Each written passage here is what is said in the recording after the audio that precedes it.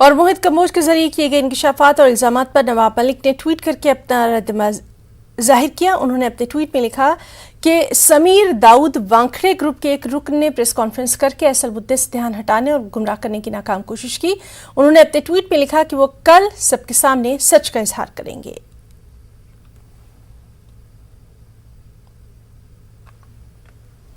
मुल्क में रिश्वतखोरी एक बीमारी की सूरत इख्तियार कर चुकी है।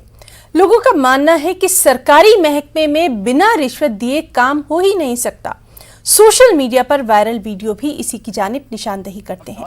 दरअसल यूपी के ललितपुर में रिश्वत मांगते हुए महकमा बिजली के सेक्शन ऑफिसर अरविंद गौतम का एक वीडियो वायरल हुआ। इस हवाले से वज़ीर आला को खत भेजकर रिश्वतखोर ऑफिसर की शिकायत की गई। ऑफिसर पर इल्जाम है कि खुलेआम घर बुलाकर रिश्वत तलब करता है। मैं तो बचा दो साहब। अब नहीं बचूंगा। क्यों आगे लाने चले आगे गलती कर दी सब काय की गलती कर रही साहब हमने रात में देखो चिल्ला रहा हूं। पहले तो सब बैठो। सब गलती हमारी कौन सी हो गई हमें जाता बता दो साहब। चाय पीने के बाद निकले। हाँ क्या बात भाई थी साहब जा बात भाई थी कि हमारे पास पैसा नहीं है वो हम आपको दे नहीं पाएंगे। अंत में क्या बात भाई थी पैसा नहीं चाहिए मैं। हाँ अंत में साहब अपनी जा बात भाई थी।